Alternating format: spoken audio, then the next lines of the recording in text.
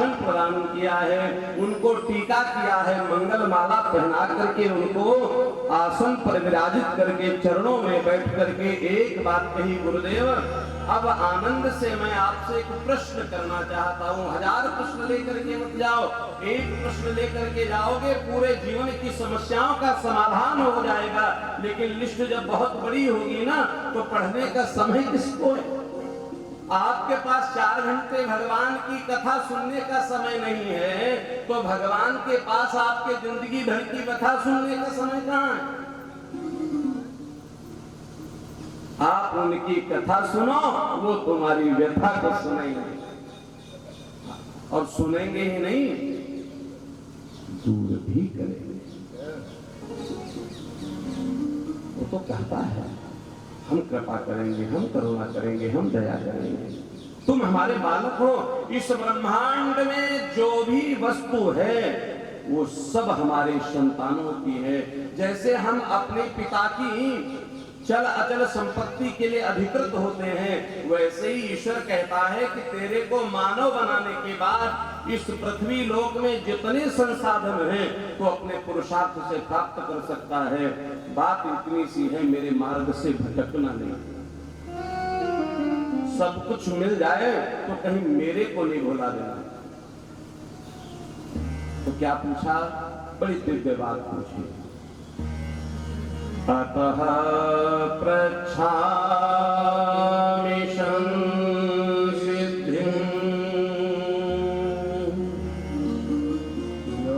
योगिनां परमं गुरुं पुरुषस्ते हयत्कार्य म्रियमाणस्य सर्व। गुरुदेव एक बात बताओ। बोले क्या? जो सबसे आवश्यक इसलिए मेरे को है, क्या मेरे को 7 दिन में मृत्यु का श्राप लगा है और आप मुझे ये बताइए जिसकी मृत्यु सन्निकट हो उसे करना क्या चाहिए? बाकी बातें तो अलग। कहते हैं आदरणीय सुखदेव जी महाराज कहते हैं, राजन परीक्षित तूने अपने लिए ये बात नहीं पूछी, तूने समस्त जगत के लिए ये बात पूछी।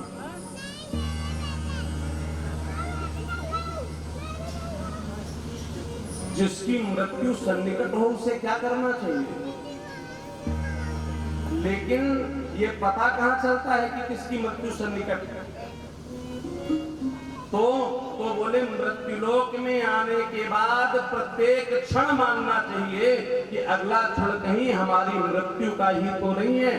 इसलिए जब तक आपको जीना है, जब तक श्वासें दी हुई हैं, तब तक क्या करना है? श्वास श्वास पर कृष्ण भज, वृथा श्वास जनी को ना जाने या श्वास की आवनी हो या न हो। इसलिए एक श्वास पर आपको ईश्वर का भजन करना है। ईश्वर का भजन करने से क्या होगा? आपके मन में विकार नहीं जन्म लेने पाएंगे, संस्कारों का जन्म होगा। और जिसके जीवन में संस्कार व्याप्त हो गए, जिसके जीवन में संस्कार व्याप्त हैं, उसकी अधोगति नहीं हुआ करती है, उसकी उन्नति का मार्ग प्रशस्त हो जाया करता है। तो सुखदेव जी महाराज कहते हैं, तस्मात् भारत सर्वात्मा भगवान् ईश्वरो हरिः श्रोतव्यः कीर्तितव्यश्च स्मर्तव्यश्चेच्छता भयम्। प्रत्येक क्षण उस ईश्वर का नाम लेते रहना, उसका चिंतन करते रहना, मनन करते रहना। अब व्यक्ति कहता है कि हम चिंतन कैसे करें, मनन कैसे करें, भजन कैसे करें, क्यों? काम बहुत है। बात तो सही है, काम तो बहुत है, लेकिन गोस्वामी जी महाराज कहते हैं कि ये तो बहाना है कि हम भगवान का नाम नहीं ले सकते। अगर गाड़ी में चलते हुए हम गाने सुन सकते हैं और उसको साथ में गुनगुना सकते हैं, तो क्या भजन सुनते हुए साथ में गुनगुना नहीं सकते? जब हम चलते हुए या फिर भोजन बनाते हुए, हम भोजन कैसे बनाते हैं? हाथ से बनाते हैं ना कि मुंह से बनाते हैं? सुबह सुबह हम झाड़ू बुहारू करते हैं, हाथ से करते हैं कि मुख से करते हैं? तो क्या करना है? बोले काम भी करना है और भगवान का नाम भी लेना है। उसका रास्ता बताया गोस्वामी जी ने। करते कर्म करहु विधि नाना,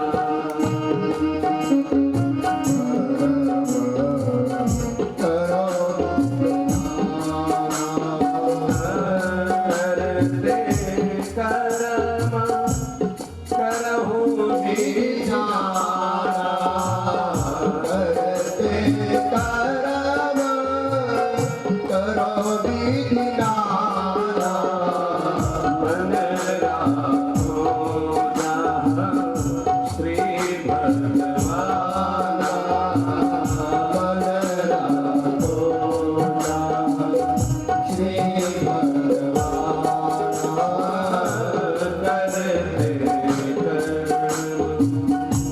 करते तो कैसे भी कार्य को करते जाओ, अनवरत करते जाओ, लेकिन एक बात क्या है? उस काम को करते हुए विचारिए न राम, नाम का जप करते रहना, अनवरत करते रहना। इससे क्या होगा? आपकी मानसिक जो वृत्ति है वो ईश्वर की तरफ चल पड़ेगी।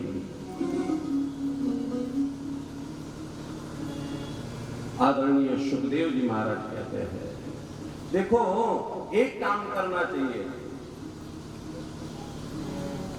भगवान में ही अपने मन को लगाना। अब परीक्षित जी महाराज कहते हैं कि इतना आसान तो नहीं है,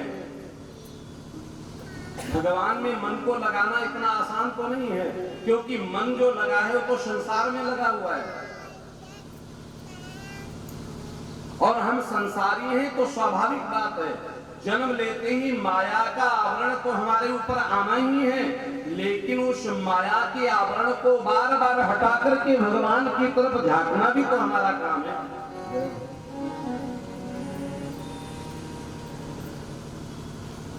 तो क्या करना चाहिए? बोले भगवान में मन लगाने के लिए कुछ नियम बताए हैं तो आसानी हो जाएगी। बोली कैसे? बोले जितासनो जित श्वासो जित संगो जितेन्द्रियः। देखिए क्या कहा?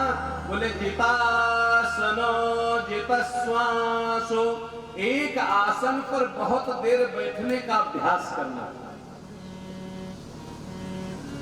सुखासन पर बैठ गए तो बैठ गए, क्यों?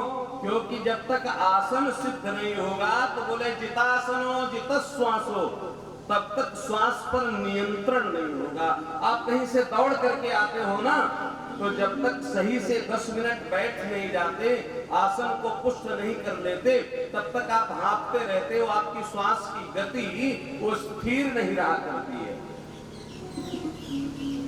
तो बोले जिस समय बैठना है तो जितासनो, एक आसन पर बैठ करके जित श्वास हो, श्वास पर नियंत्रण करो प्राणायाम के द्वारा, कि कहीं हमारी श्वास ऊपर नीचे तो नहीं चल रही है।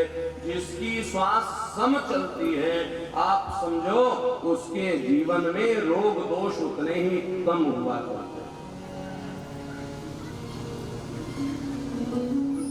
श्वासें बहुत तेज बहुत धीमे अगर होती रहती हैं तो इसका मतलब है